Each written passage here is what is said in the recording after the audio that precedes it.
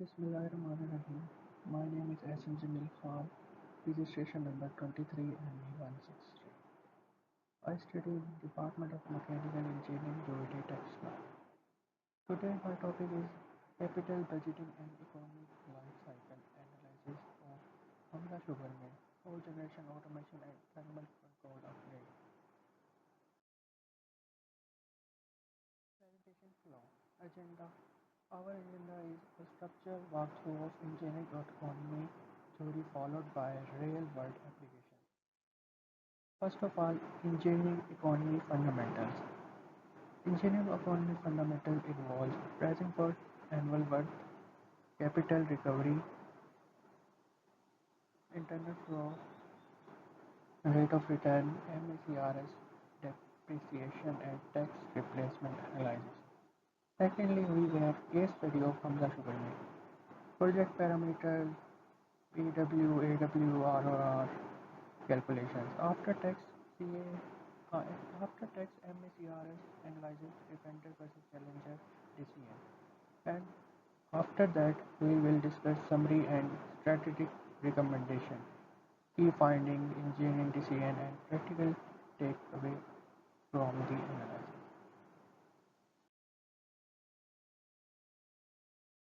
Part 1. Engineering economy fundamentals.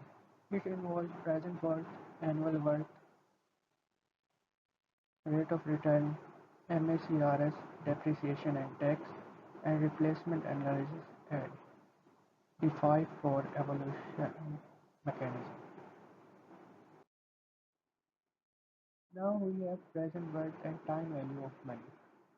The concept of present worth is involve money as time value because currency held today can be invested to earn a return. To compare value across period, cash flows are discounted to year zero using MARR. This formula involves present worth is equal to NCF at time zero plus sigma n t is equal to 1 NCF time is equal to 1 P over F interest and time, where P over F interest time is equal to 1 over 1 plus I raised to power I. MARR, minimum attractive rate of return, the hurdle rate set by the firm. NCFT, net cash value flow at time period T, inflows minus outflow. Then we have P over F interest rate and T. Single payment present worth factor that converts a future amount to its equivalent present worth value. Now decision rule. Except if PW, its means present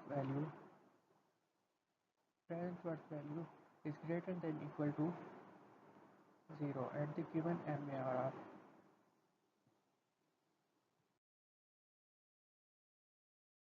Now we have annual worth. AW converts a non-uniform cash flow into equal annualized amount over the asset life. This eliminates the need of LCM when comparing unequal lives. It means CR is equal to minus P A over P interest and N plus F A over F interest N. Annual worth is equal to CR plus annual operating cash margin. Its key points involve P is equal to initial capital investment first cash. F in estimated salvage value at the end of life. N is equal to asset useful life in years. Factor A over P interest N is equal to capital recovery factor, converts present worth value to uniform annual series. Now factor A over F interest rate N is equal to sinking fund factor, convert future value to uniform annual series. Decision rule, except if AW is greater than equal to 0.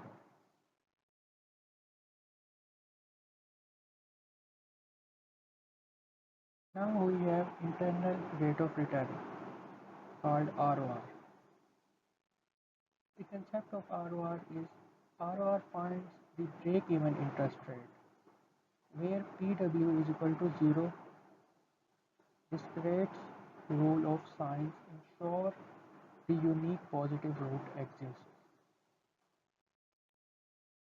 Linear interpolation of ROR involve ROR is rate of return equal to low interest plus PW low over PW low minus PW high multiplied by I high minus I low, where I is equal to internal rate of return, the project intrinsic yield percentage.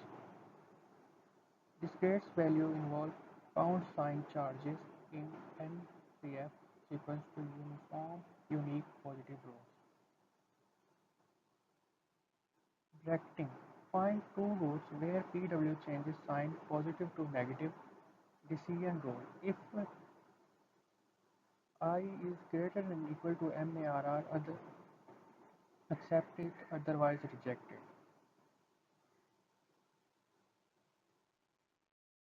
Depreciation and corporate taxation. The concept. Depreciation is a non-cash write-off that reduces taxable income, creating a tax shield that increases net cash flow. After-tax cash flow. Taxable income minus BTCF minus depreciation tax on is equal to tax income multiplied by tax rate. ATCF is equal to BTCF minus tax on. MACRS 3-year schedule. At 1 year, MACRS rate is 33% and expected is 0.32. 0.32. At second year, 44.45 MACRS rate and factor is equal to 0.445. At third year, it becomes 4.81% and factor is 0.1481. At fourth year, the MACRS rate becomes 7.41% and its factor becomes 0.0741 and convection of every year is half year. Replacement analysis modeling. The concept.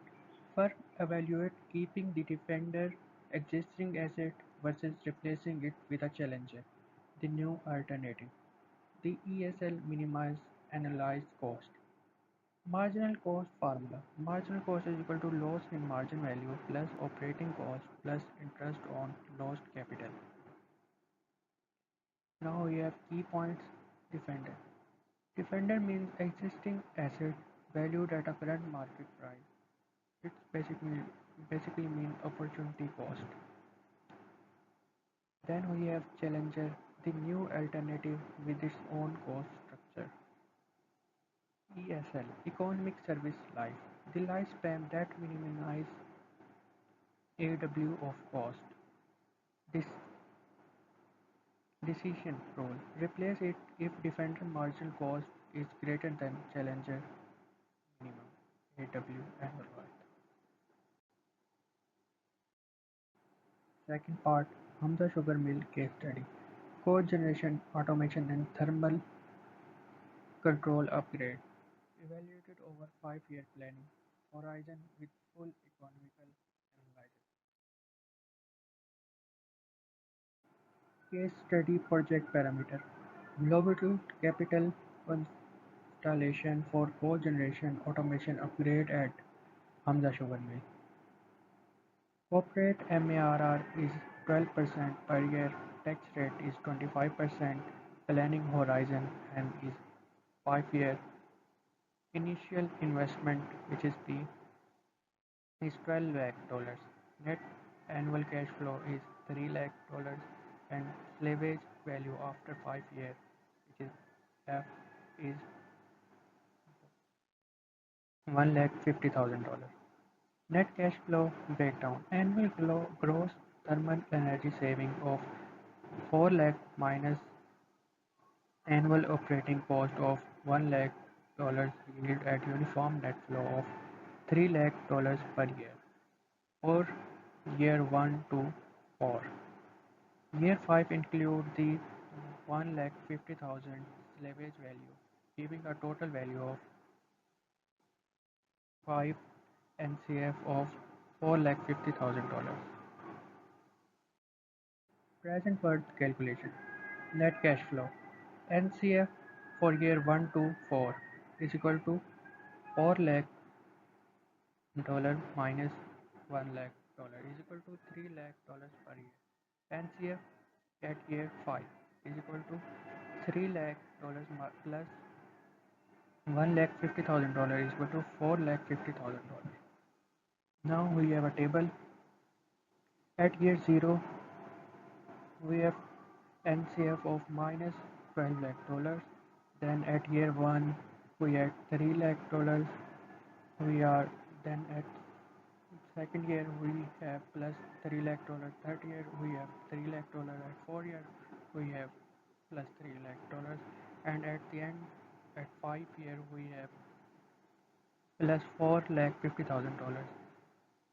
And P over F 12% at T is at 0 1 at year 1 is 0.8929, at year 2 is 0.7972, at year is 0.7118, at year 4 is 0.6355, at year 5 is equal to 0.5674.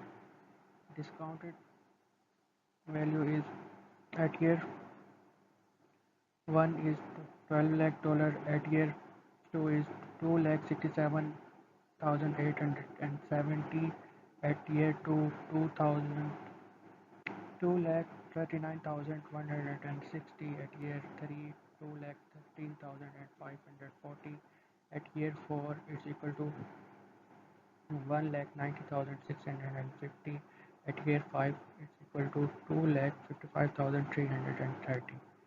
Running total is for 0 year is same 12 lakh. At 1 year it's become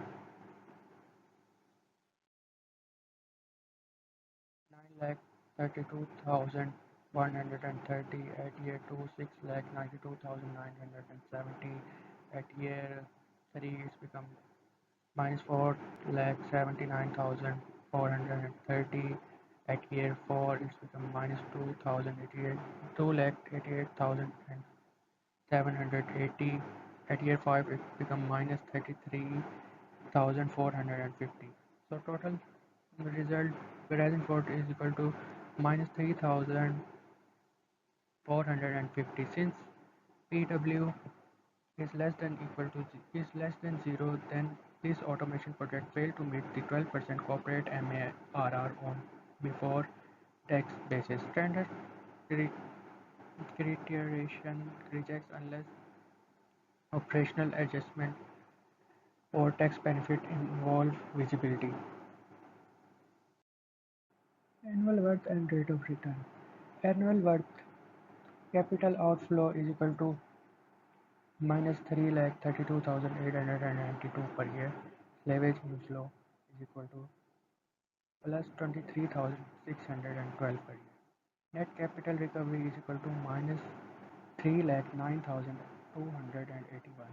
So total annual worth is equal to 9,281 minus annualized deflect of 9,281 relatively to the 12% MARR target.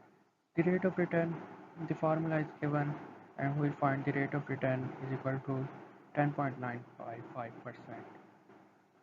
Before tax summary, we have present worth PW is equal to minus 33,450, which is 33,450, which is negative, so we reject. Annual worth is minus 9,281, which is negative, so we reject. Rate of return is 12.9. If rate of return is equal to 10.95%, which is less than 12% MARR, so we reject. Consistent conclusion: all three before tax merits agree the project does not meet the required return threshold. However, we have not yet considered the depreciation shield.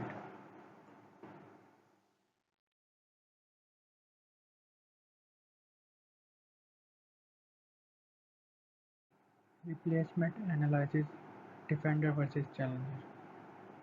5 years later, the automation system is now the Defender with escalating maintenance cost. The Defender is current market value is $150,000. Year one operating cost is $180,000. Post graduate is $30,000 per year. Marginal cost at 1 year. Post capital loss $150,000 minus 1 lakh is equal to 50,000. Interest on capital is $150,000 multiplied by 0.12 is $18,000. Operating expense is one lakh and 80,000, which total is $2,48,000. The Challenger purchase cost is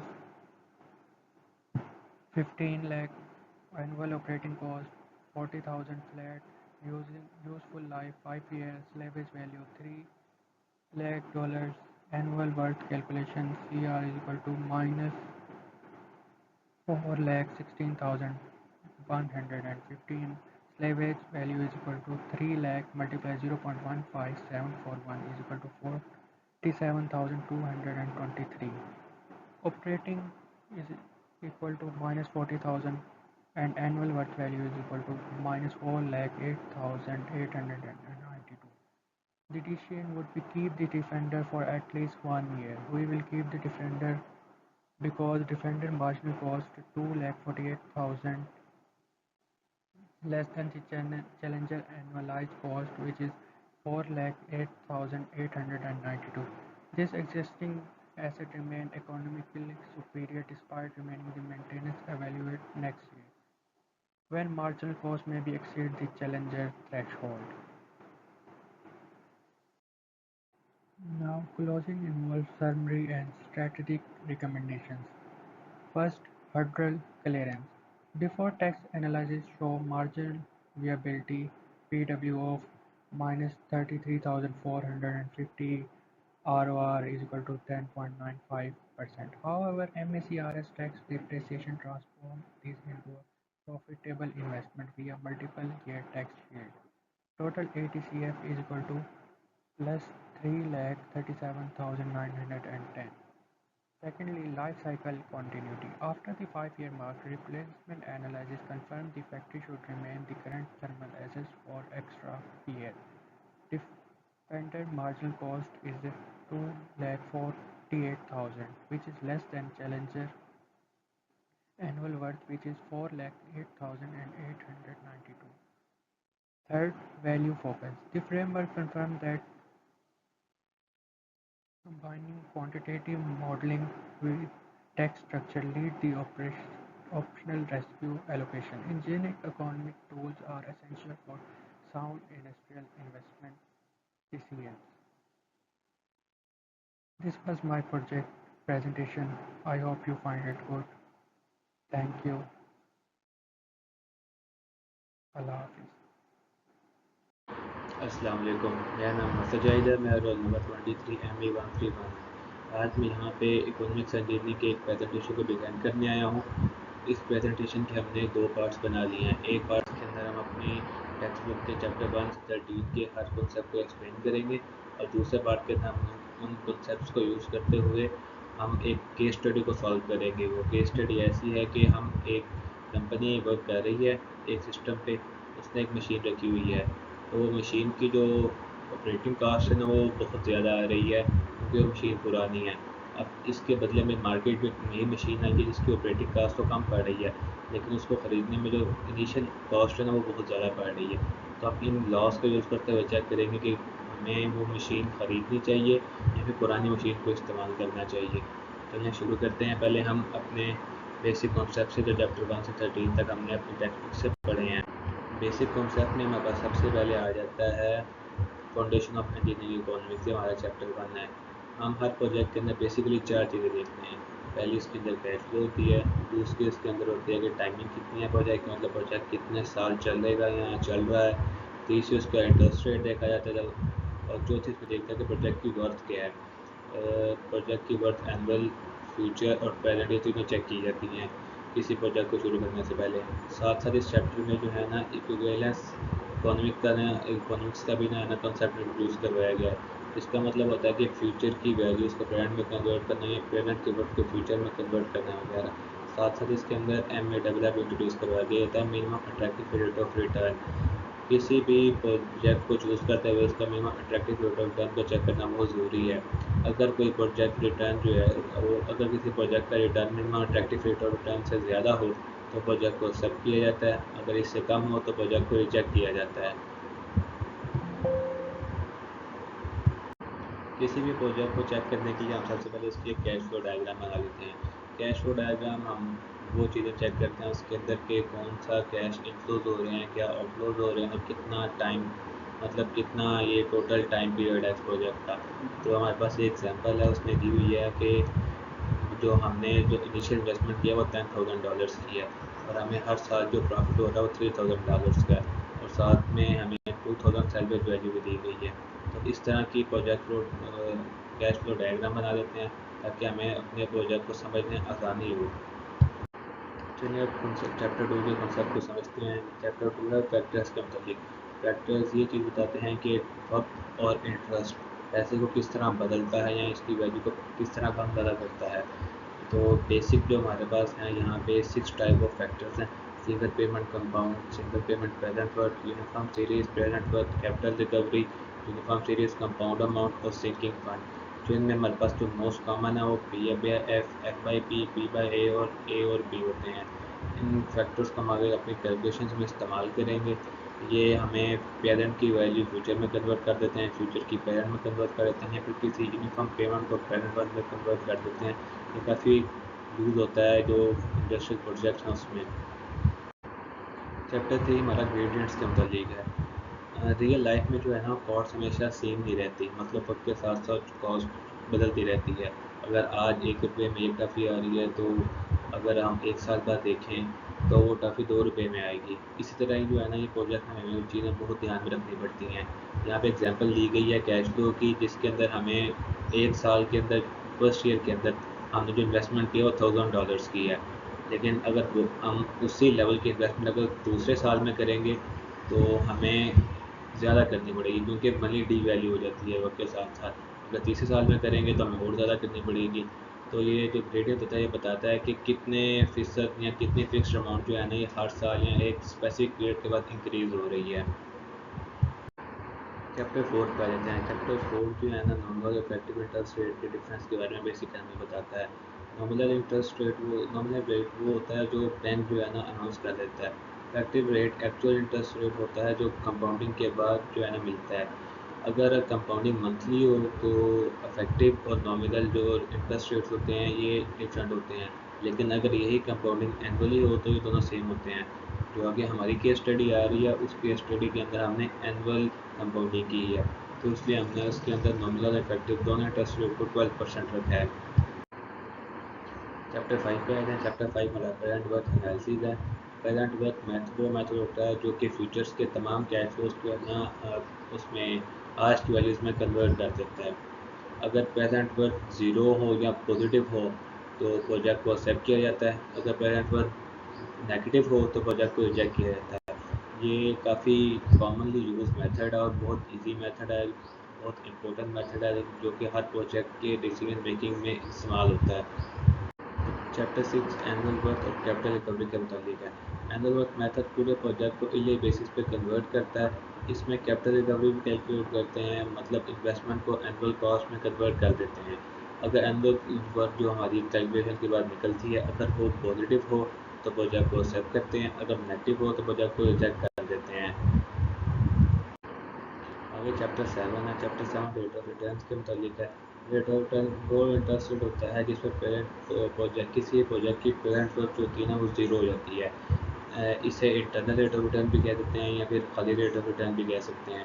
इसको trial and error method और interpolation method से calculate किया जाता है। और अगर किसी project का रेट ऑफ रिटर्न MARR से ज़्यादा हो तो प्रोजेक्ट को एक्सेप्ट करते हैं, अगर इससे कम हो तो प्रोजेक्ट को रिजेक्ट कर देते हैं। आगे चैप्टर 8 है। इस चैप्टर के अंदर ना मल्टीपल अल्टरनेटिव्स को कंपैरिजन किया था, मतलब एक दो या दो सारा प्रोजेक्ट का आपस में कंपेयर किया था, फिर डिक्लेयर किया जाता है कि कौन सा हमने इस्तेमाल करना है। अगर हम सिर्फ इंटरनल रेट ऑफ रिटर्न के से ही चेक करें कि कौन सा प्रोजेक्ट बेहतर है तो डिसीजन मेकिंग में ज़रा गलत हो सकती है। इसलिए हम ऐसे प्रोजेक्ट्स के लिए जो है ना जहाँ पे दो या दो से ज़्यादा हो, हम इस्तेमाल करते हैं incremental rate of return use करते हैं। चैप्टर 9 बेनिफिट कॉस्ट एनालिसिस है। इस चैप्टर के अंदर हम बेनिफिट और कॉस्ट की रेशियो निकालते हैं। अगर इनकी रेशियो एक से ज़्यादा है तो प्रोजेक्ट को एक्सेप्ट कर लेते हैं, अगर इनकी रेशियो एक से कम है तो प्रोजेक्ट को रिजेक्ट कर देते हैं। आगे चैप्टर 10 पे chapter 10 project financing and setting the MARR के मुतालिक है। अब कंपनी जब कोई प्रोजेक्ट शुरू करती है तो उसकी जो इन्वेस्टमेंट होती है, यहाँ तो वो लोन लेती है बैंक से या फिर अपनी इक्विटी से निकालती है। अगर इन दोनों को मिलाएं तो WACC बनता है, यानी weighted average cost of capital इसको कहते हैं। हम इसी की बेस पे इसी को देखते हुए हम अपना MARR डिसाइड करते हैं, जो कि बताता है कि प्रोजेक्ट हमें शुरू करना चाहिए या नहीं। चैप्टर 11 है रिप्लेसमेंट एंड रिटेंशन एनालिसिस। इस चैप्टर में दो टर्म बेसिकली यूज़ हुई हैं।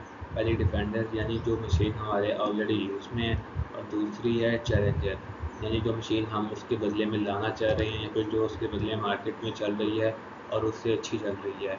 तो हम कंपेयर करते हैं कि हम इन दोनों में ऑपरेटिंग कॉस्ट किसकी कम है, जिसकी ऑपरेटिंग कॉस्ट होती है फिर हम उसको इस्तेमाल करते हैं। चैप्टर 12 और 13 कैपिटल बजटिंग और ब्रेक इवन एनालिसिस के मुतालिक है।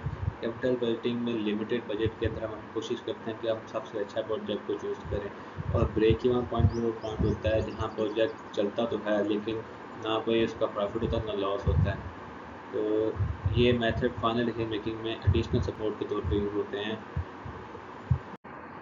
हम अपने प्रेजेंटेशन के पार्ट 2 पे आते हैं, जो कि केस स्टडी है। हमारा जो केस स्टडी है वो industrial infrastructure asset life cycle के मुतालिक।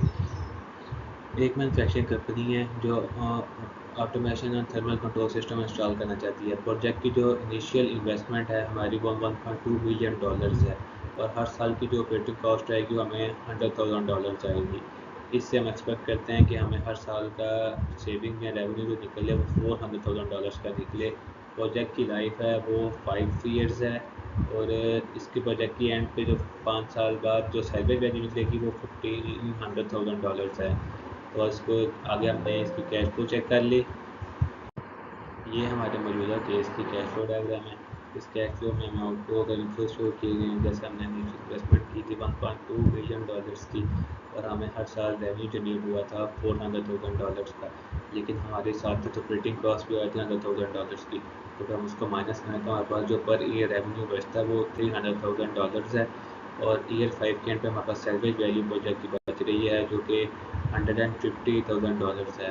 तो ये हमारी कैश फ्लो डायग्राम बन गई है, इसको हम आगे हर कैलकुलेशन में इस्तेमाल करेंगे। अब हम प्रोजेक्ट की पैरामीटर को कैलकुलेट करते हैं। हमने यहाँ पे तमाम इनफ्लोज ले लिए हैं, आउटफ्लोज ले लिए हैं। हमने यहाँ पे MARR ले लिया जो कि 12% है। जब हमने पैरामीटर को कैलकुलेट किया सारी वैल्यूज़ को डाल के फार्मूला के अंदर, हमारे पास जो पैरामीटर निकली है वो -$33,450 निकली है। जब पेरेंट पर नेगेटिव में हो तो हम प्रोजेक्ट को एक्सेप्ट नहीं कर सकते, क्योंकि इसका मतलब है कि प्रोजेक्ट जो है ना हमें रिक्वायर्ड रिटर्न नहीं दे रहा, जितना हमने सोचा था उतना हमें बेनिफिट नहीं दे रहा है। पहले हमने इसकी पेरेंट वर्थ निकाल लिया, अब इसी प्रोजेक्ट की एनुअल वर्थ निकालते हैं और चेक करते हैं कि क्या ये प्रोजेक्ट हमें बेनिफिट दे रहा है या फिर नहीं। सबसे पहले हमने इसकी कैपिटल रिकवरी निकाल लिया। कैपिटल रिकवरी निकालने के बाद हमने ऑपरेशन मार्जिन निकाल लिया। जब हमने इन दोनों को वैल्यूज़ को सम किया, हमारे पास जो इसकी एनुअल वर्थ निकली है वो -$9,280 पर ईयर निकली है। मतलब जितना हम इससे उम्मीद कर रहे थे एनुअली, ये उस हिसाब से प्रोजेक्ट परफॉर्म नहीं कर रहा। तो ये सिस्टम भी यही कह रहा है कि ये प्रोजेक्ट जो है ना कंपनी के लिए बेनिफिशियल नहीं है, ये नुकसान में ही है अभी। पहले जो मेथड थे प्रोजेक्ट तो हमारा एक्सेप्टेबल नहीं है, तो हम रेट ऑफ रिटर्न के जरिए चेक करते हैं कि प्रोजेक्ट हमारा एक्सेप्टेबल है कि नहीं। तो रेट ऑफ रिटर्न हम निकालते हैं इंटरपोलेशन के जरिए। इंटरपोलेशन करने के लिए हमें कम से कम दो वैल्यूज चाहिए रेट ऑफ रिटर्न के लिए, कि हम लेट करेंगे कि हमने लेट किया 10% और दूसरे में लेट किया 12%। जब हमने दोनों रेट ऑफ रिटर्न की वैल्यूज़ पुट की हैं फार्मूले के अंदर, हमारे पास जो नई रेट ऑफ रिटर्न की वैल्यू निकली है वो 10.95% है। जो कि हमारे MARR से कम है। हमने आपको ये पहले ही बात बताई थी कि अगर किसी प्रोजेक्ट का minimum attractive rate of return ज़्यादा आते हैं इंटरनल रेट ऑफ रिटर्न से, तो प्रोजेक्ट एक्सेप्ट नहीं कर सकते। अब हम इस प्रोजेक्ट की डेप्रिसिएशन चेक कर लेते हैं। MACRS मेथड में एसेट की कॉस्ट हर साल डिफरेंट परसेंटेज के मुताबिक जो है ना डेप्रिसिएट होती है। तो पहले 2 साल के अंदर डेप्रिसिएशन ज़्यादा होती है, आगे वाले सालों में डेप्रिसिएशन कम होती है। इससे टैक्सेबल इनकम कम होती है और कंपनी को टैक्स में बेनिफिट मिलता है। ये डेप्रिसिएशन जो होती है ये कैश फ्लो डायग्राम में शो नहीं की जाती, ये सिर्फ टैक्स को कैलकुलेट करने में इस्तेमाल होती है। इस स्लाइड में हम after tax cash flow calculate करते हैं। सबसे पहले टैक्सेबल इनकम निकाली जाती है, फिर उसके ऊपर 25% टैक्स अप्लाई कर दिया जाता है। पहले 2 सालों के अंदर डेप्रिसिएशन ज़्यादा होती है, जिसकी वजह से कंपनी को टैक्स के खिलाफ शील्ड मिलती है। इससे कैश फ्लो तो इम्प्रूव होती है, लेकिन ये पूरी तरह प्रोजेक्ट की फाइनेंशियल कंडीशन को बदल नहीं देता, बस थोड़ा सा इम्प्रूव करता है उसको। अब हम रिप्लेसमेंट एनालिसिस शुरू करते हैं। इस एनालिसिस के अंदर जो पुरानी मशीन जो कि हमारे इस वक्त इस्तेमाल में है, इसको डिफेंडर कहा गया है, और जो नई मशीन जो कि हम लेने का सोच रहे हैं तो उसको हमने चैलेंजर कह दिया है। जो पुरानी मशीन है उसकी जो ऑपरेटिंग कॉस्ट है वो $100,000 है, और ये जो कॉस्ट है ये इंक्रीज़ हो रही है हर साल 30K के हिसाब से। लेकिन जो नई मशीन है उसकी $40,000 ऑपरेटिंग कॉस्ट है और ये कॉन्स्टेंट रह गई है। जो कि पुरानी मशीन है इसके आगे 3 साल और चलेगी, जो नई मशीन है इसके आगे 5 साल और चलेगी, इसकी सैलवेज वैल्यू भी निकलेगी। तो हम अब ये चेक कर रहे हैं कि हमें ये प्रोजेक्ट एक्सेप्ट कर लेना चाहिए, हमें नई मशीन खरीद लेनी चाहिए, हमें डिफेंडर्स पे रहना चाहिए। हम फैसला करने के लिए इन दोनों के दरमियान, डिफेंडर और चैलेंजर के दरमियान, हम इनकी कैश फ्लोज बना लेते हैं। कैश फ्लोज के अंदर हमने शो किया है कि जो डिफेंडर है इसकी जो ऑपरेटिंग कॉस्ट आ रही है वो स्टार्टिंग में आ रही है $150,000, और इसमें लेकिन इसमें फ़र्क यह है कि हर साल $30,000 से इंक्रीज़ हो रही है। तो इसके थर्ड ईयर के एंड पे इसकी ऑपरेटिंग कॉस्ट जो आएगी वो आएगी $240,000। जबकि जो हमारा चैलेंजर है इसकी इनिशियल कॉस्ट हमारे पास ज़्यादा है, क्योंकि हमने इस मशीन को बाय की है। इसकी इनिशियल कॉस्ट जो है $1.5 मिलियन, लेकिन इसकी जो आगे ऑपरेटिंग कॉस्ट है वो $40,000 है, और ये आगे 5 सालों के लिए कॉन्स्टेंट है। और इसमें ये भी फ़र्क है कि इसके जो 5 साल बाद है ना प्रोजेक्ट की फिर भी वैल्यू होगी ये मशीन की, इसकी सेलर वैल्यू निकलेगी। इसकी सेलर वैल्यू निकली है $3 मिलियन, लेकिन जो कि हमारा और सिस्टम है उसकी सेलर वैल्यू कोई नहीं निकलेगी, वो सिस्टम ख़त्म हो जाएगा 3 साल बाद, मशीन किसी काम की नहीं रहेगी। तो हम अब चेक करेंगे कि ये रिप्लेसमेंट हमें करनी चाहिए या नहीं। इस डिसीजन के लिए हम चेक करेंगे चैलेंजर की एनुअल वर्थ और डिफेंडर की मार्जिनल कॉस्ट को। तो चैलेंजर की एनुअल वर्थ निकली है वो निकली है $408,892 पर ईयर, जबकि डिफेंडर की मार्जिनल कॉस्ट निकली है $248,000 पर ईयर। तो डिफेंडर की जो मार्जिनल कॉस्ट है वो काफ़ी कम आ रही है चैलेंजर की कॉस्ट से, 1 साल के लिए जो हमें निकाली है अभी। तो इसका मतलब ये है कि जो हम 1 साल इस्तेमाल करेंगे वो तो हमें डिफेंडर को ही रखना चाहिए। उसके बाद अगले साल दोबारा चेक करेंगे कि किसकी कॉस्ट कम आ रही है और उसको ही सिलेक्ट करेंगे। हमने इस केस स्टडी में ये चेक करने के लिए कि हमें नई मशीन खरीदनी चाहिए या फिर नहीं खरीदनी चाहिए, हमने 5 मेथड को इस्तेमाल किया है। सबसे पहले हमने प्रेजेंट वर्थ मेथड इस्तेमाल किया, फिर हमने एनुअल वर्थ का किया, फिर हमने रेट ऑफ रिटर्न का किया, फिर हमने आफ्टर टैक्स कैश फ्लो का किया, फिर हमने रिप्लेसमेंट एनालिसिस किया। लेकिन सब के अंदर हमें यही रिजल्ट आया कि हमें इस वक्त जो है मशीन को बदलना नहीं चाहिए, हमें वही मशीन इस्तेमाल करनी चाहिए जो कि पहले इस्तेमाल में है। 1 साल के लिए तो फिलहाल यही करना चाहिए। अगले साल हम फिर दोबारा सब कुछ कैलकुलेट करेंगे, फिर बताएंगे कि भाई हमें मशीन बदलनी है या फिर अभी भी ये मशीन सही चल रही है। अभी हमने रेफरेंस के लिए बता दिया कि कौन सा चैप्टर से हमने कौन सा टूल इस्तेमाल किया और वो कौन से कैलकुलेशन में इस्तेमाल हुआ, और जो चैप्टर हम अपने केस स्टडी में इस्तेमाल नहीं कर सके वो क्यों नहीं कर सके, हमें उनकी क्या वजह थी। यहाँ पर हमारी केस स्टडी और बेसिक कॉन्सेप्ट जो हमने पहले शुरू किए तो ख़त्म होते हैं। थैंक यू एंड अल्लाह हाफिज़। Bismillahirrahmanirrahim. My name is Mohammad Zulqarnain Shah, 23 ME6 है। आज का जो मेरा केस स्टडी है जो मैं रिप्रेजेंट कर रहा हूँ वो है रिप्लेस R10 कि मतलब एक हम जो मशीन यूज़ कर रहे हैं तो उसका फ़ैसला करना है कि क्या उसे रिपेयर कराया जाए या रिप्लेस कराया जाए। अगर रिप्लेस कराया जाए तो कितनी कॉस्ट आएगी, और अगर रिपेयर कराया जाए तो कितनी कॉस्ट आएगी, प्रॉफिट होगा या लॉस होगा। तो इस पे हम डिस्कस करेंगे। तो हमारी जो नेक्स्ट स्लाइड है उसमें जो नेक्स्ट स्लाइड है ये हमारे पास है कि टूल्स हम इस एनालिसिस में कौन से यूज़ करेंगे। तो हमारे पास टोटल 6 टूल हैं जो हम डिस्कस करेंगे यहाँ पे। पहला है हमारे पास प्रेजेंट वर्थ एनालिसिस। इसमें प्रेजेंट वर्थ एनालिसिस जब हम यूज़ करते हैं तो इसमें ये जो हम कैश फ्लो डायग्राम हम बनाते हैं, तो इस सारी जो कैश फ्लो डायग्राम होती है इसको हम सिंगल वैल्यू में कन्वर्ट करते हैं या यूज़ करते हैं। इसके अलावा हमारे पास जो एनुअल वर्थ है, एनुअल वर्थ एनालिसिस में हमारे पास आ जाता है कि जो हम कैश फ्लो होता है इसको हम इक्वली अमाउंट में कन्वर्ट कर देते हैं कि जो हमारे पास अमाउंट है वो 1 साल के बाद कितनी होगी, वो उसका हम एनालिसिस करते हैं। इसके बाद हमारे पास जो नेक्स्ट है वो है रेट ऑफ रिटर्न। अच्छा, रेट ऑफ रिटर्न का मतलब ये होता है कि जो हमने कोई लोन लिया है तो उस पर कोई ना कोई क्या कहते हैं इंटरेस्ट होगा।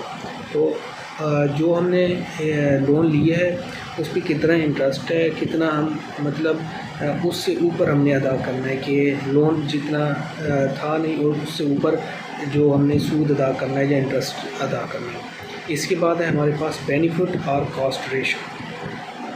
अच्छा, इसमें ये है कि इसमें हम ये एनालिसिस करते हैं कि हमने कॉस्ट कितनी लगाई है, हमें बेनिफिट आया या लॉस आया, तो हम इस चीज़ का रेशो निकाल देते हैं। अच्छा, इसके अलावा हमारे पास है रिप्लेसमेंट एनालिसिस।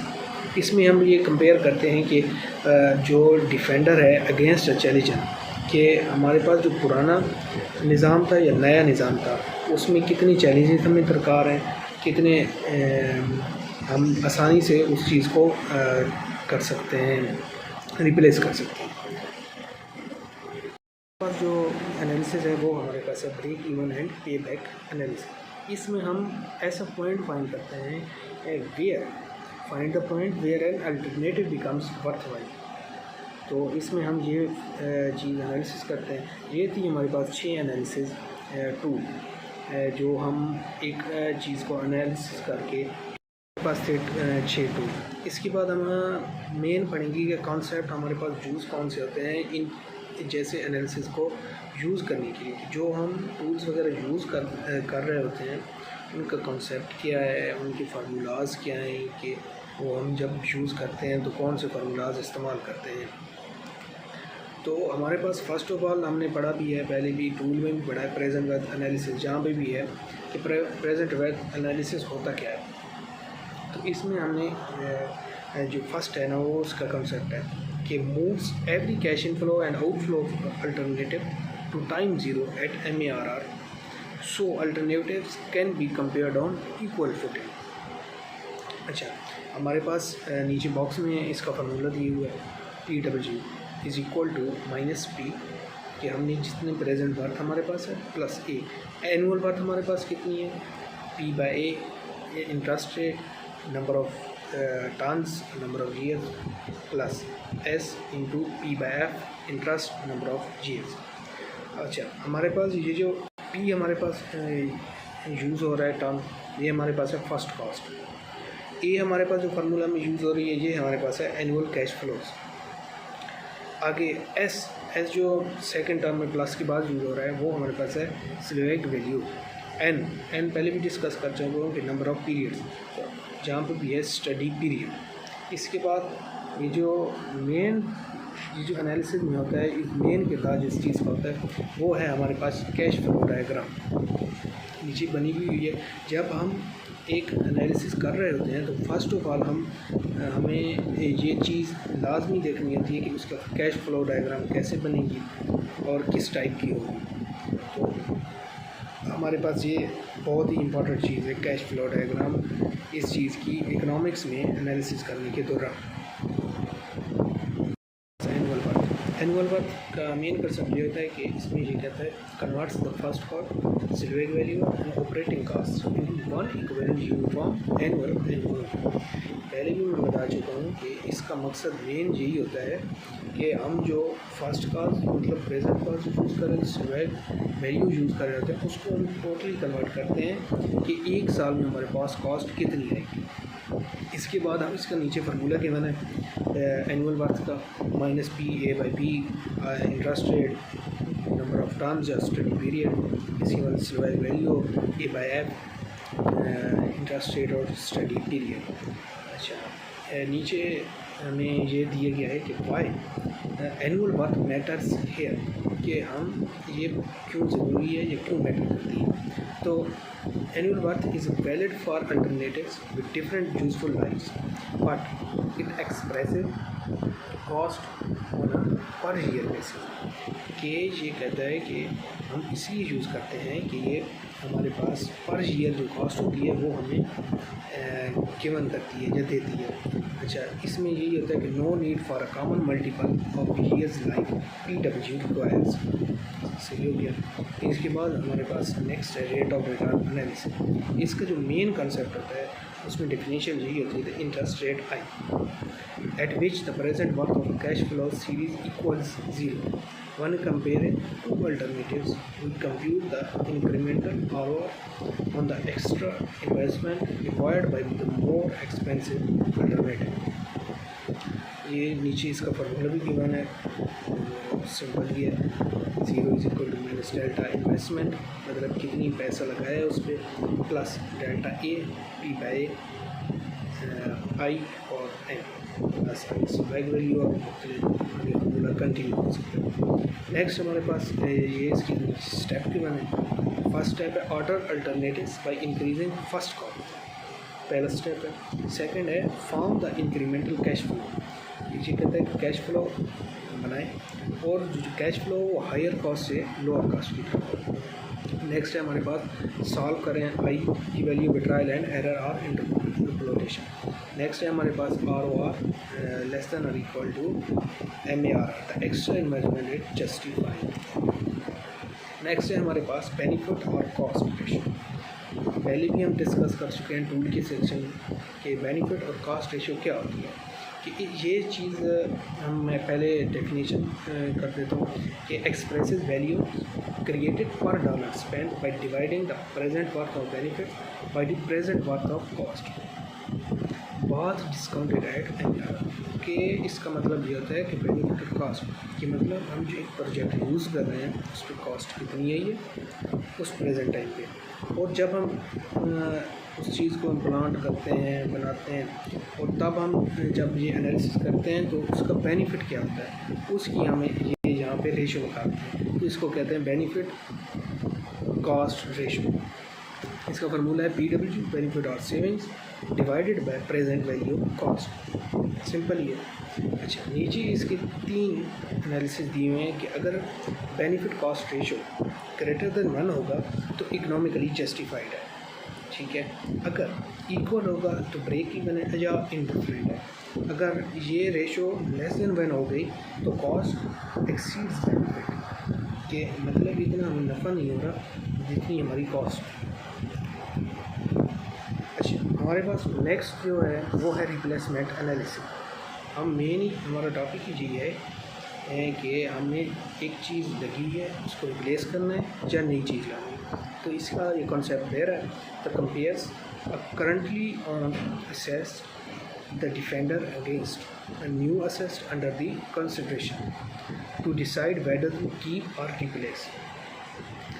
डिफेंडर, अच्छा इसमें defender old machine currently in use valued at its current market value never its original cost और बुक वैल्यू। अच्छा एक डिफेंडर है कि उसे चेंज नहीं करना। एक दूसरा चैलेंज है वो कहता है the propose new machine evaluated at its full first cost expected O&M cost expected life. कि डिफेंडर कहता है कि वही मशीन यूज़ करें और चैलेंजर कहते हैं कि नहीं वो मशीन अब यूज़ ना करें, अब उसकी जगह एक और मशीन लें और उसकी कॉस्ट भी सेम हो।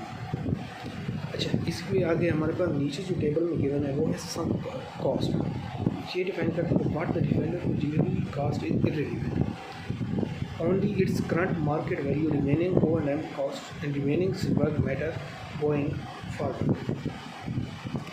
नेक्स्ट हमारे पास है break even and pay back analysis. अच्छा ब्रेक इवन एनालिसिस का मतलब find the values of variable required annual saving और unit produce at which present worth becomes zero. The point where two alternative costs exactly the same.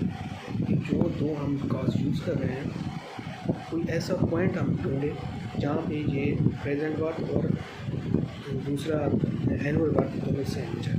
इसके अलावा हमारे पास है pay back period, the number of years for net savings to recover the extra investment.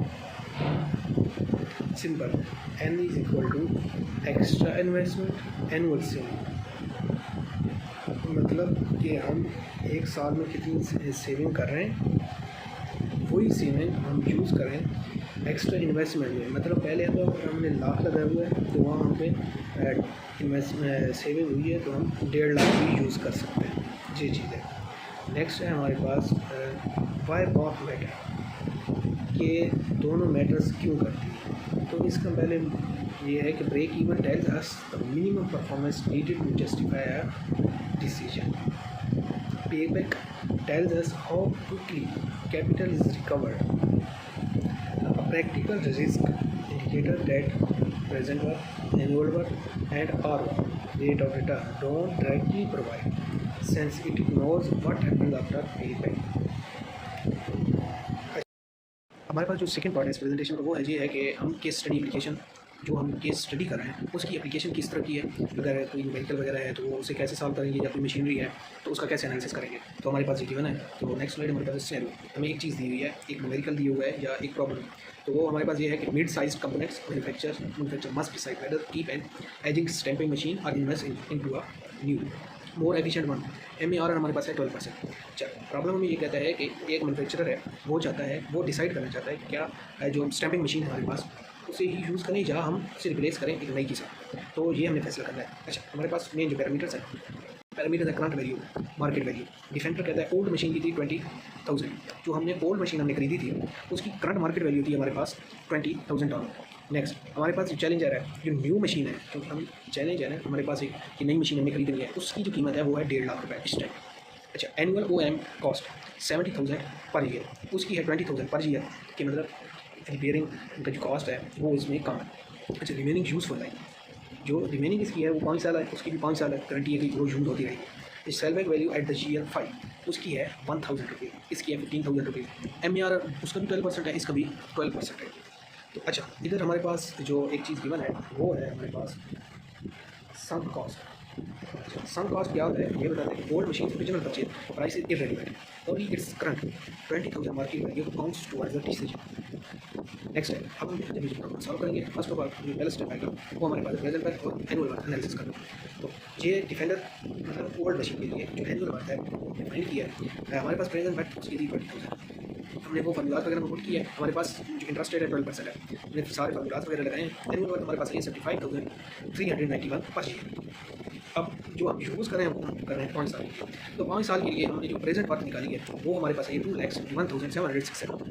ये हमारे पास है defender old machine की जो एनुअल वर्थ और प्रेजेंट। अब जो चैलेंजर मतलब न्यू मशीन की है वो हमें फाइंड करनी है। फर्स्ट ऑफ ऑल जो उसकी कॉस्ट है वो है 150,000। तो हमने वो प्रेजेंट वर्थ वो हमने फॉर्मूला पुट की। जो एनुअल वर्थ हमारे पास आई है वो हमारे पास आई है 59,150 पर ईयर। अच्छा, अब कहते हैं कि प्रेजेंट वैल्यू अगर हम 5 साल के लिए यूज़ करें तो हमारे पास वो आती है 2,13,584। अब कंपेयर करें डिफेंडर और चैलेंजर को, तो annual worth defender old machine की ज़्यादा है और एनुअल वर्थ न्यू मशीन की कम है। दोनों को कंपेयर करें तो चैलेंजर सही है।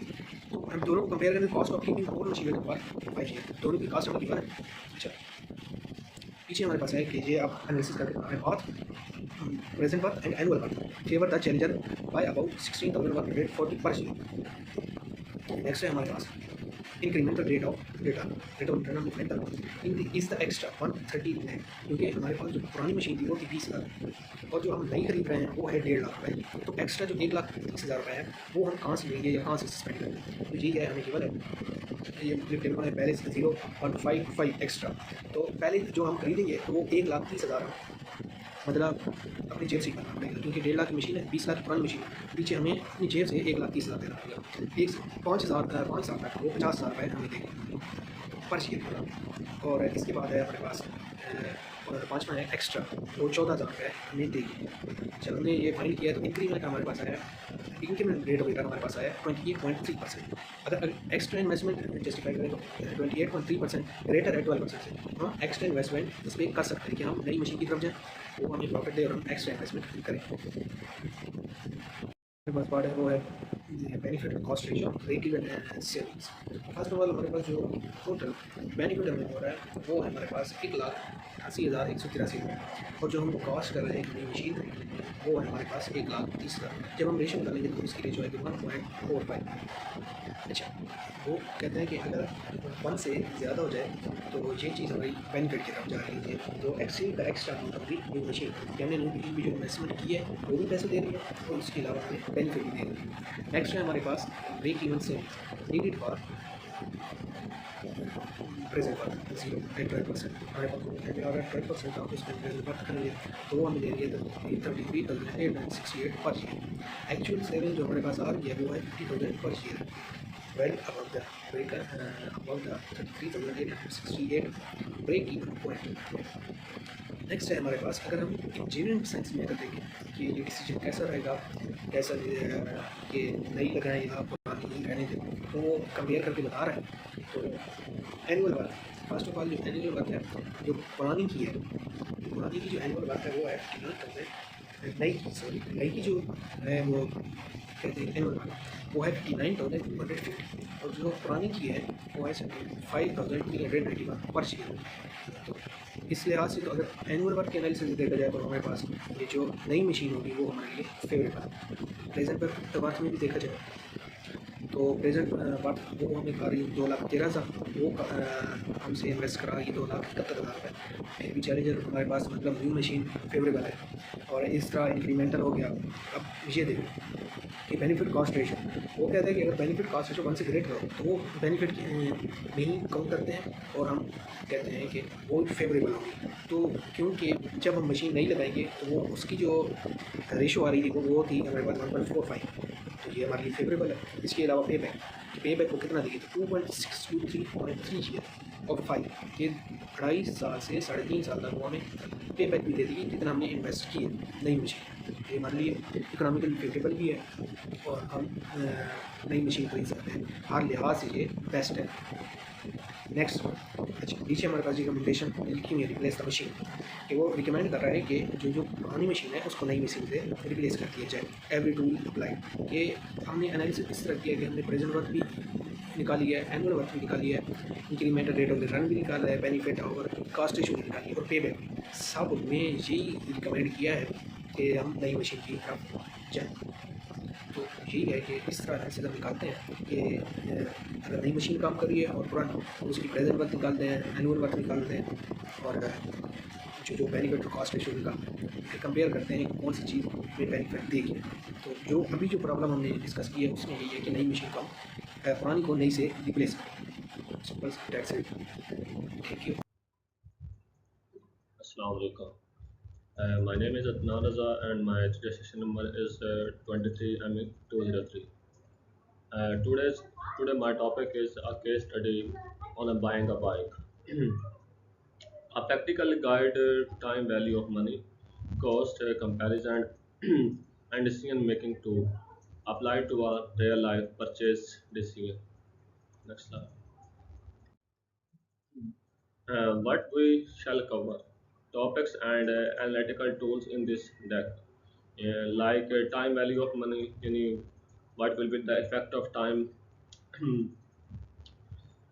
cash flow diagrams, uh, next depreciation methods, rate of returns, simple and compound interest rates, present worth और future worth comparison देखेंगे, टेकन अवे एनालिसिस देखेंगे, फाइंडिंग द पॉइंट्स जहाँ पे यानी कॉस्ट इक्वली यानी हमें बेनिफिट्स दे और यानी उसमें हम देख सकें, case study buying a bike देखेंगे, यानी अप्लाइंग एवरी टूल्स हैं about to a real decision.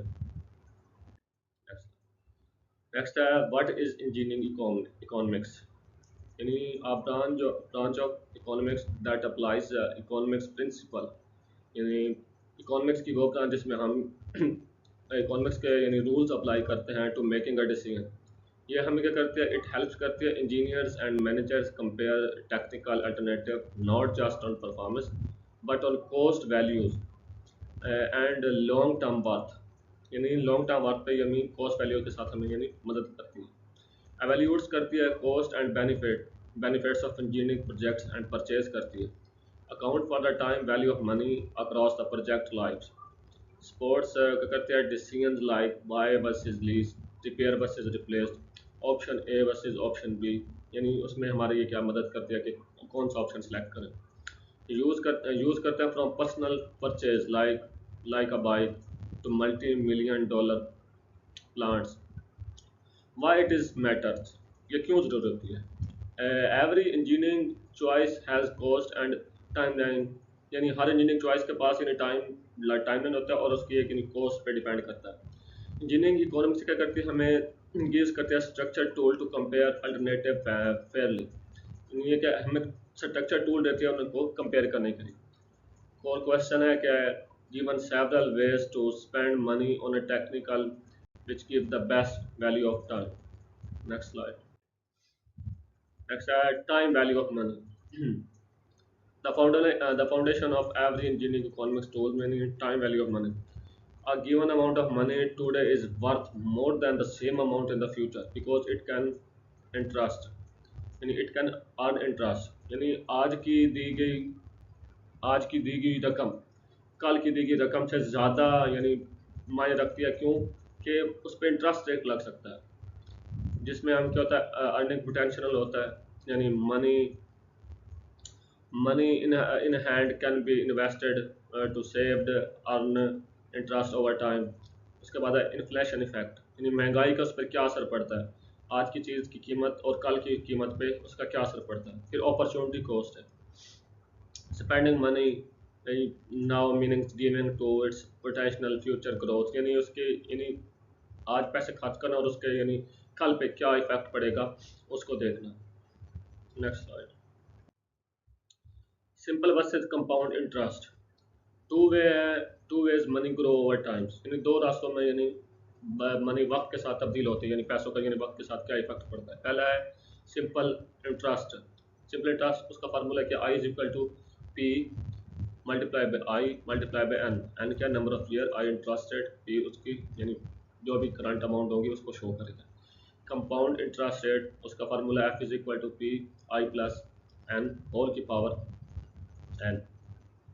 Interest earned on principal वो इज इक्वल टू क्या होता है, interest earn on principal plus यानी अकोमुलेटेड इंटरेस्ट, यानी जो कि हमें यानी टाइम के साथ मिला है और उसका दूसरे के साथ क्या इफेक्ट होगा उसका। फिर इनके कैश फ्लो डायग्राम यानी इनके डायग्राम शो करवाया गया जिसमें यानी हम ग्राफ बना रहे हैं सिंपल इंटरेस्ट का और कंपाउंड इंटरेस्ट का कि ये टाइम टू टाइम कैसे चेंज होते हैं। Next slide. नेक्स्ट है कैश फ्लो डायग्राम्स, यानी ये कैश फ्लो डायग्राम जिसमें हम देखते हैं कि ईयर्स के साथ उस पर कितना इफेक्ट पड़ता है, जैसे कि पहले साल में कितना यानी हमें उसके साथ फ़ायदा या नुकसान हुआ हमारे, और उसके दूसरे साल में कितना हुआ, तीसरे साल में कितना हुआ, चौथे साल में देखेंगे, फिर up to 6 years, up to 6 year. पहले है कन्वेंशन। कन्वेंशन यानी अपवर्ड एरोज, यानी जो ऊपर वाले एरोज होते हैं वो शो करते हैं कि इनफ्लो, जो नीचे वाली हॉरिजॉन्टल लाइन है उसमें हम क्या करते हैं, शो करते हैं टाइम एक्सेस। फिर इसका पर्पस, यानी हम इसका पर्पस क्या होता है कि यानी एक वे बनाते हैं to see when money can change the decision या can be directed correctly to the correctly to save the money, या with the passage of time we can take a decision. Next slide. Equivalence present worth and annuity। हम देखेंगे कि present worth का यानी present worth, future worth और सालाना system में उसका क्या असर पड़ता है, यानी कंपेयरिंग करेंगे money across different points in the term. Method है पहले हमारा प्रेजेंट वर्थ में हम देखते हैं प्रेजेंट वर्थ फार्मूला है P W which is equal to F over 1 plus I whole की पावर एन। फिर future worth F W which is equal to P into 1 plus I whole की power N. और annual का होता है A is equal to P I into 1 plus I whole power n divided by 1 plus I whole power n minus 1। Use करते हैं case, bring future करते हैं cash flow back to today values. यानी हमारा इसका मकसद क्या होता है, हम यानी केसेस 3 केसेस में देखते हैं कि यानी इस मनी का यानी आज क्या इफेक्ट होगा, प्रोजेक्ट्स का कल और दोबारा फ्यूचर डेट में क्या इफेक्ट होगा। कन्वर्ट करते हैं हम लैम्प सम को इनटू इक्वल पीरियोडिक पेमेंट्स में। लैम्प सम को हम क्या करते हैं, इक्वल पीरियोडिक पेमेंट्स में कन्वर्ट करते हैं। वाई इक्वलेंस मैटर्स, यानी ये इक्वलेंस मैटर्स क्यों करती है हमारे लिए। Two alternative can only be compared fairly once their cash flow are converted to the same points time. All as present worth, all as future worth, all as equal annual system. Like prove करते हैं हम, यानी by case study है, we shall use present worth to compare the true cost of buying a bike and effect with the passage of time, या yearly system देखेंगे, फिर हम commuting करेंगे, not just the sticker price। next slide। depreciation method, यानी how assessed lose value over time, यानी time के साथ किसी चीज़ की कीमत कैसे यानी चेंज होती है, या कोई चीज़ अपनी कीमत कैसे या अपनी कदर कैसे खो देती है, हम इसमें वो डिसाइड करते हैं। स्ट्रेट लाइन में हम देखेंगे, और स्ट्रेट लाइन डेप्रिसिएशन मेथड में यानी एक स्ट्रेट लाइन मेथड होता है जिसमें हम शो करते हैं कि ये कि कॉस्ट और स्लैवेज और इफेक्ट का क्या इफेक्ट होता है यानी इस पर। और बिलो येलो लाइन जो होती है वो क्या करती है, डिसीजन बैलेंस करते हैं, यानी हमारा बैलेंस टाइम ईयर के साथ कितना बढ़ रहा है, कम हो रहा है, और क्या उसका इफेक्ट और क्या क्या होता है वो हमें डिसाइड करते हैं। नेक्स्ट है ब्रेकन अवे एनालिसिस, यानी ब्रेकन इवन एनालिसिस, यानी इसमें हम देखते हैं कि हमारी जो कॉस्ट है वो हमें इक्वली बेनिफिट्स दे रही है कि नहीं दे रही। इसमें हम देखते हैं कि हमारी कॉस्ट हमें इक्वली बेनिफिट्स दे रही है कि नहीं दे रही। यानी ब्रेकन अवे पॉइंट्स में हम दो यानी ग्राफ शो करते हैं। ग्राफ शो में यानी क्या होता है, एक होता है रेड लाइन, एक होती है ग्रीन लाइन, जिसमें दो होती है, एक होता है कम्युलेटिव कॉस्ट कि हमारी टोटल कॉस्ट कितनी है, फिर हम उसका कम्युलेटिव बेनिफिट्स देखते हैं कि हमें उसके बाद ईयर के साथ हमें कितना बेनिफिट्स हुआ, यानी cost versus benefit over time. इसमें हम वो चेक करते हैं ब्रेकन अवे पॉइंट्स में, the points where total cost equals total benefits, beyond it the option becomes that net positive, जिस पे हमारा पॉइंट क्या बन जाता है, नेट पॉजिटिव बन जाता है। यूज करते हैं टू डिसाइड, जैसे कि bike versus rent, how many user justify the purchase, यानी परचेज को यानी कैसे जस्टिफाई कर सकते हैं। Minimum output to avoid a loss, यानी इसमें यानी हम मिनिमम आउटपुट देखते हैं कि वो हमारे अब लॉस से हमें कैसे बचा सकती है। नेक्स्ट है rate of returns versus benefit cost ratios, यानी हमारा रेट ऑफ रिटर्न क्या होता है, उसकी बेनिफिट कॉस्ट रेशियो क्या होते हैं। जजिंग हम जज करते हैं विदर डिसीजन इज वर्थवाइल, के जो हमने फैसला किया वो यानी एक्सेप्टेबल है कि नहीं। रेट ऑफ रिटर्न क्या होता है, रेट ऑफ रिटर्न में the interest rate at which benefits equally cost, यानी net N P V is equal to zero. Compare करते हैं rate of return to the your minimum, यानी हमारे मिनिमम रेट ऑफ एक्सेप्टेबल, यानी minimum acceptable rate के साथ हम इसे क्या कंपेयर करते हैं, यानी रेट ऑफ रिटर्न को हम क्या करते हैं, minimum acceptable rate of return के साथ कंपेयर करते हैं। बेनिफिट कॉस्ट रेशो, यानी benefit cost ratio is equal to होती है यानी present worth benefits over present worth cost. A ratio greater than 1 means the option creates more value than its cost. अगर इसकी यानी एक ज़्यादा हो तो फिर क्या कहता है, जो ऑप्शन है यानी मोर वैल्यू देता है देन इट्स कॉस्ट। टूल जो हम यूज़ करते हैं प्रेजेंट वर्थ, यानी उसमें क्या करते हैं हम, डिसीजन रूल होता है choose the option with the higher या लीस्ट नेगेटिव पीडब्ल्यू, यानी present worth. Rate of return यानी एक्सेप्ट करते हैं if rate of return greater than equal to minimum acceptable rate of return. फिर हम देखते हैं कि बेनिफिट कॉस्ट रेशो, यानी accept if benefit cost ratio greater than 1 हो तो फिर ये एक्सेप्ट है। पे बैक पीरियड, यानी चूज करते हैं the option record recover it's cost benefit. Next the bike buying decision scenario क्या है कि आ student commute 5 kilometers each way to campus 5 days a week using ride share bus. Should the bus bicycle instead?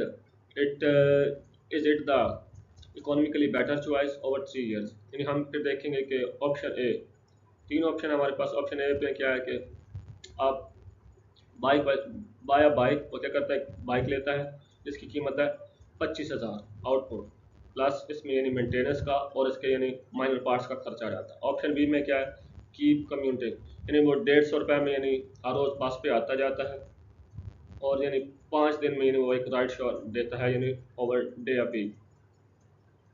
Time horizon यानी 3 साल 36 month में हम देखेंगे कि daily community क्या है। फिर हम टूल्स अप्लाई करेंगे, हम अपनी कैश फ्लो और प्रेजेंट बात और फ्यूचर बात के जरिए इसका कंपेयर करेंगे। Case study cash flow comparison, यानी buying a bike versus continuing to complete यानी कम्यूट बाय बस और राइड शो। ये चार्ट यानी ब्लू जो है वो हमें बाइक का शो कर रहा है और येलो जो लाइन है वो हमें ये बस के यानी प्राइसेस शो कर रहा है। देखते हैं यानी पहले साल जीरो पे हमारा क्या यानी इब्तदाई जो हमने खर्चा किया था पहले साल यानी बाइक खरीदने में, उस पर हमारा कितना यानी खर्चा आया। फिर सालाना उस पर यानी पहले साल हमें कितना उस पर असर हुआ, फिर दूसरे साल देखेंगे हमारा कितना हुआ, फिर तीसरे साल देखेंगे उस पर हमारा क्या असर पड़ा। अच्छा, reading the chart. Buy cost is front loaded यानी large year zero output outflow then small upkeep. अच्छा, कम्यूटिंग कॉस्ट ग्रोज करती है steadily every year with no upfront cost. The line cross where the bike becomes the cheaper option. जहाँ पे ये line cross करते हैं वहाँ पे यानी क्या होता है कि बाइक ऑप्शन यानी वो चीपर ऑप्शन बन जाता है।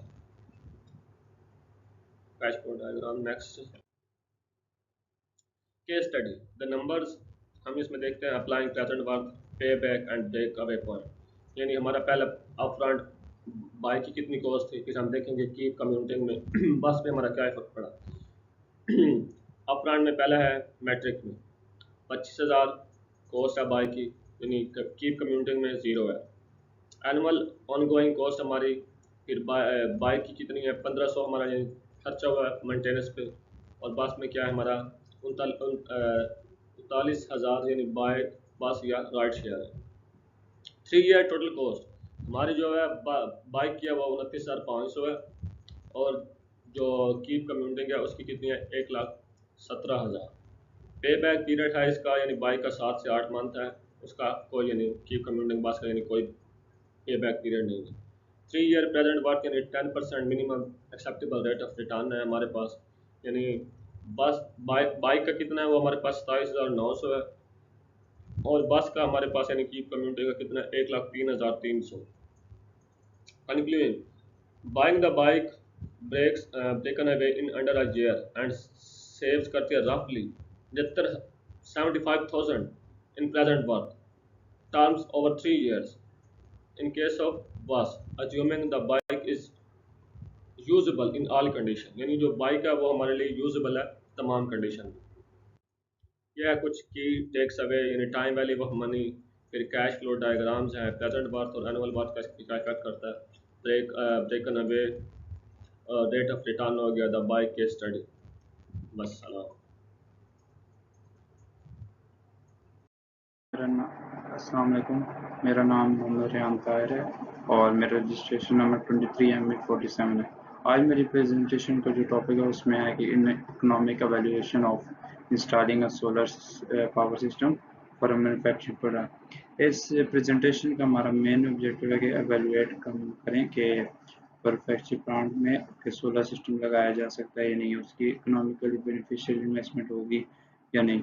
तो इसके एनालिसिस के लिए हम एनर्जी इकोनॉमी के डिफरेंट मेथड्स को हम देखेंगे, उसमें जो रूल्स आते हैं उसको देखेंगे और हम एट द एंड हम डिसाइड करेंगे कि हम इस प्रोजेक्ट को एक्सेप्ट करना चाहिए या रिजेक्ट करना चाहिए। अगर हम देखें तो कौन से एक इकोनॉमिक टूल जो है इकोनॉमिक टूल पूरी जो हमारी प्रेजेंटेशन में, तो उसमें सबसे पहले इंजीनियरिंग इकोनॉमी है जो कि हमें मदद करती है टू इवेलुएट डिफरेंट अल्टरनेटिव्स को। फिर हमारा है कि टाइम वैल्यू ऑफ मनी, जिसमें हम बताते हैं कि आज का पैसा जो होता है वो फ्यूचर के पैसे से ज़्यादा वैल्यूएबल होता है, और इसको हम डिटेल में भी डिस्कस करेंगे। और कैश फ्लो डायग्राम, जिसमें के हम प्रोजेक्ट के इनफ्लोज आउटफ्लोज जो होते हैं उसको ग्राफिकली डिस्कस करते हैं। इसके अलावा हमारे पास वर्थ हैं, annual worth, rate of return, present worth, benefit cost ratio, payback और इंजीनियरिंग डिसीजन मेकिंग। इसको हम नेक्स्ट स्लाइड्स में डिटेल में डिस्कस करेंगे।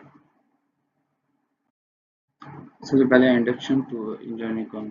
इंजीनियरिंग इकोनॉमी जो है वो एक ऐसी फील्ड है जिसमें इंजीनियरिंग प्रोजेक्ट्स होते हैं, उसके हम जो एक्सपेक्टेड इकोनॉमिक आउटकम होती है उसको इवेलुएट करते हैं।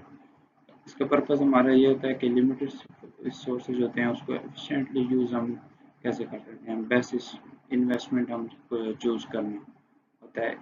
और इंजीनियरिंग इकोनॉमी जो होता है उसमें फ्यूचर जो हमारे पास कैश फ्लो एस्टिमेट जो होते हैं वो करते हैं। इसमें चार चार ही हमारे पास इंपॉर्टेंट एलिमेंट होते हैं। कैश फ्लोज होते हैं, टाइम ऑफ अकरेंस जो है हमारे पास, इंटरेस्ट रेट और मेजर ऑफ वर्थ। इसके अलावा इसमें सेंसिटिवली एनालिसिस करते हैं, जिससे हम लगाया जाता है कि अगर हमारी अजम्पशन जो है वो चेंज हो जाए तो डिसीजन पर क्या इफेक्ट पड़ेगा।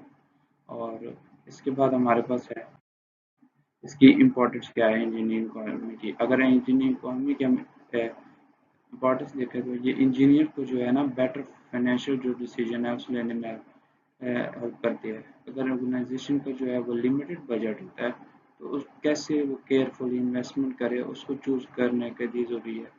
फिर हमारे पास मैथिकली इंजीनियरिंग इकोनॉमी जो होती है वो मैथमेटिकल जो मेथड होते हैं उनको यूज़ करके जो हमारे पास मेथड है, हमारे पास मुख्तलिफ अगर ऑप्शन है तो उसमें से बेस्ट ऑप्शन चूज़ करने में हमारी मदद करती है।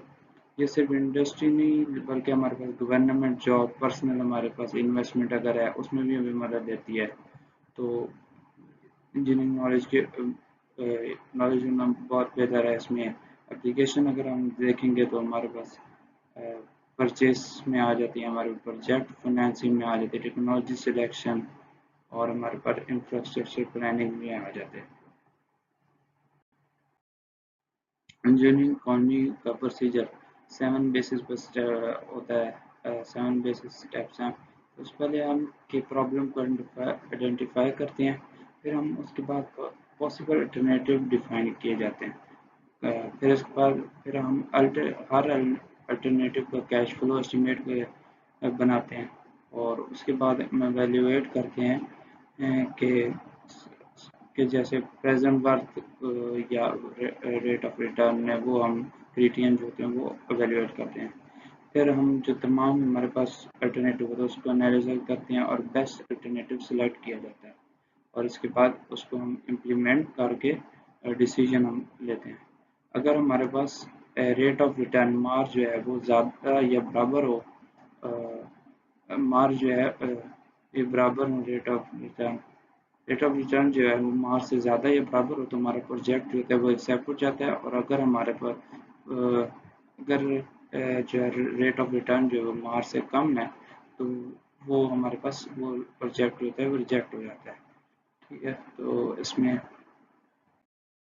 हमारे पास फिर है टाइम वैल्यू ऑफ मनी।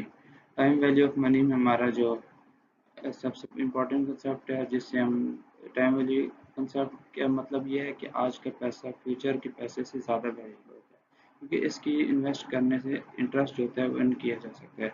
इस वजह से हम इंजीनियरिंग इकोनॉमी में डिफरेंट जो हमारे पास इंटरेस्ट फैक्टर हैं उसको हम देख सकते हैं। जैसे हमारे पास कंपाउंड अमाउंट फैक्टर है, प्रेजेंट वर्थ फैक्टर है, uniform series present and capital recovery factor है।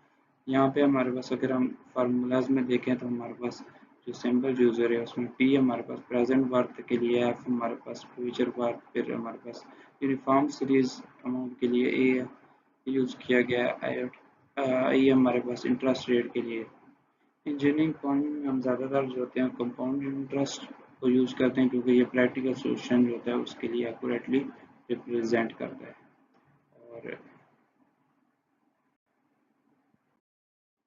इसके बाद है हमारे पास cash flow diagram. Cash flow diagram जो है ना, प्रोजेक्ट के तमाम जो हमारे पास कैश इनफ्लोज हैं आउटफ्लोज हैं को उसको हम टाइम स्केल पर ना हम शो करने के लिए कि पहले साल में क्या हुआ, उससे अगले साल अगर 10 साल का एक प्रोजेक्ट है तो उस 10 साल में किस साल में क्या पैसा आया, क्या पैसा गया, क्या मेंटेनेंस का कोई खर्चा हो, कोई सैलवेज वैल्यू डिफरेंट जो हमारे, और हमारे पास जो हॉरिजॉन्टल लाइन टाइम को जो होती है वो रिप्रेजेंट करती है, और डाउनवर्ड एरो जो होते हैं वो आउटफ्लो को रिप्रेजेंट करते हैं। इन्वेस्टमेंट या एक्सपेंसेस को अपवर्ड जो हमारे पास एरोज होते हैं कैश इनफ्लोज को रिप्रेजेंट करते हैं, यानी रेवेन्यू या हमारे पास सेविंग जो होते हैं। और हमारे पास प्रोजेक्ट में यह ईयर ज़ीरो पर इनिशियल इन्वेस्टमेंट होती है, और इसके अलावा हर साल कैश फ्लो आता है, और इसके अलावा कैश फ्लो के आखिर में एक कोई सैलरी वैल्यू भी आ सकती है। अगर हम इसमें इकोनॉमिक मेजर ऑफ वर्थ, इसमें हमारे पास प्रेजेंट वर्थ है जो कि हम सारे जो कैश फ्लोज को उसको इक्वलेंट प्रेजेंट वैल्यू के लिए यूजिंग मार हम ले आते हैं, और इसके बाद एनुअल वर्थ है। फिर ऑल कैश फ्लो जो होते हैं उनको एक इक्वलेंट जो एनुअल अमाउंट के लाने के लिए, फिर रेट ऑफ रिटर्न ये है कि हम जो इनिशियल इन्वेस्टमेंट कर रहे हैं तो उस पर जो मिनिमल रेट ऑफ रिटर्न आ रहा है उसको हम मिनिमल जो हमारे पास आ रहा है परसेंटेज ये वापस आ रही है उसको हम रेट ऑफ रिटर्न कहेंगे। बेनिफिट टू कॉस्ट रेशियो है कि हम कॉस्ट लगा रहे हैं और क्या हमें बेनिफिट मिल रहे हैं, उसको हम रेशियो। पे बैक पीरियड के कितने टाइम लगेगा कि जो हमने इनिशियल इन्वेस्टमेंट की है उसको वापस आने में। और कैपिटल कॉस्ट हमारे पास है कि जो जो हमने प्रोजेक्ट की सबसे प्रेजेंट पहली कॉस्ट हमने लगाई उसको हम कैपिटल कॉस्ट कहते हैं। फिर हम अपने केस स्टडी की तरफ आते हैं, तो हमारे पास एक मैन्युफैक्चरिंग प्लांट सोलर सिस्टम में इंस्टॉल कर रहे हैं जिसमें हमारे पास इनिशियल इन्वेस्टमेंट है 2.5 मिलियन है। जो हमारे पास एनुअल इलेक्ट्रिसिटी सेविंग है वो 500,000 के एनुअल बेनिफिट है। और ईयर 10 के बाद हमारे पास 250 है। अगर इसको हम कैश फ्लो डायग्राम में देखें तो हमारे पास पहले साल हमारी इन्वेस्टमेंट है तो वो हमारे पास शो हो रही है नेगेटिव, मेरा एरो डाउनवर्ड है। उसके अलावा हमारे पास उसके बाद 5 लाख जो हमारे पास आई है, और फिर हमारा 10% है। इसके अलावा हमारे पास ये बाकी भी वैल्यूज। हम सबसे पहले प्रेजेंट वर्थ एनालिसिस के हम ऑब्जेक्टिव में आज की वैल्यू में कन्वर्ट। प्रेजेंट वर्थ ऑब्जेक्टिव है कि मेथड का ऑब्जेक्टिव हमारे पास होता है कि फ्यूचर जो कैश फ्लोज है ना उनको आज की वैल्यू में हम कन्वर्ट करें। इसमें ये है कि अगर प्रेजेंट वर्थ पॉजिटिव हो तो प्रोजेक्ट एक्सेप्ट होता है। अगर प्रेजेंट वर्थ और अगर हम अपनी कैलकुलेशन में देखें तो हमारे पास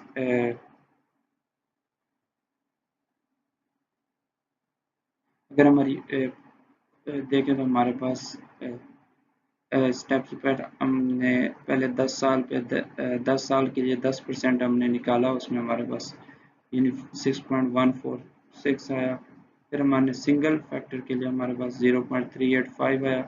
फिर हमने उसको प्रेजेंट वर्थ क्योंकि हमारे पास पहले इन्वेस्टमेंट थी उसको हमने नेगेटिव में शो किया 25 लाख को।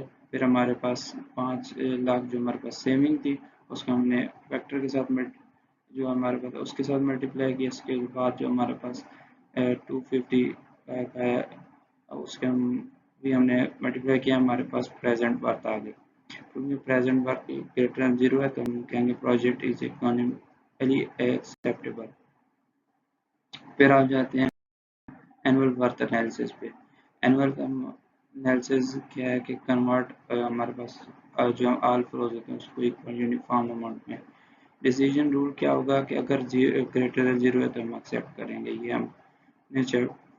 और सबसे पहले हमारे पास जो होगा इसमें भी हमारे पास क्या जो हम क्योंकि ये एनुअल वर्थ है तो हमारे पास ये हम इसमें जो हमारे पास इनिशियल इन्वेस्टमेंट है उसके साथ भी हम फैक्टर को यूज़ करेंगे कैपिटली जो इन्वेस्टमेंट, उसके कैपिटल रिकवरी फैक्टर जो कि 0.1625 है, उसको मल्टीप्लाई किया हमने 25 लाख के साथ, फिर हमारे पास जो वैल्यू आई है 5,000 जो हमारे पास 500,000 जो हमारे पास सेविंग है, और 25,000 जो हमारे उसके साथ हम सिंगिंग फंड को मल्टी, तो हमारे पास एनुअल वर्थ आ गई जो कि ग्रेटर देन जीरो। इसका मतलब है प्रोजेक्ट जो हमारे पास इकोनॉमिकली एक्सेप्टेबल है। अगर इंटरप्रिटेशन देखें तो प्रोजेक्ट जो हम कहता है कि generates an equal annual surplus of 1,08,813 rupees and above the 10% mark requirement, then the investment is profitable on annual basis too. फिर रेट ऑफ रिटर्न एनालिसिस है, तो हम ट्रायल और एरर मेथड से हम करेंगे। तो सबसे पहले हमारे पास हम अगर 15% रख लें और उसमें हमारे पास इन्वेस्टमेंट आ गई, उसके बाद हमारे पास उस पर हमारा 71,200 आ रहा है, और हमारा 16% पे माइनस 26,725 आ रहा है। और ये प्रेजेंट बात है हमारे पास लीनियर इंटरपोलेशन जो है वो उसे हमारे पास 15.73 पे है। फिर अगर हम देखें तो रिटर्न ऑफ रेट जो है वो लाइज बिटवीन 15 to 16% बिकॉज क्योंकि प्रेजेंट वर्क के जो साइन हैं वो चेंजेस होते हैं इन दोनों के रेट्स के। और मार हमारे पास 10% थी और ये रेट ऑफ रिटर्न 15.73% आया। इसका मतलब ये उससे ज़्यादा है, तो इस हमने जो पीछे भी कहा था, तो इसका मतलब ये प्रोजेक्ट हमारे लिए एक्सेप्टेबल होगा, वायबल होगा। Benefit to cost ratio, cost ratio decision क्या होगा कि हम बेनिफिट बाय कॉस्ट रेशो अगर ग्रेटर देन या इक्वल टू 1 है तो एक्सेप्टेबल होगी, वरना नहीं एक्सेप्टेबल होगी। इसमें प्रेजेंट वर्क की बेनिफिट की प्रेजेंट वर्थ और कॉस्ट की प्रेजेंट वर्थ, पहले हमने प्रेजेंट वर्थ बेनिफिट्स की हमने निकाली, तो उसमें हमारे पास बेनिफिट है हमारे पास आया है 5 लाख की सेविंग 25,000 और 500,000 आया था, तो उसके हमने निकाला तो हमारे पास 31,68,675 हमारे पास आ रहा है।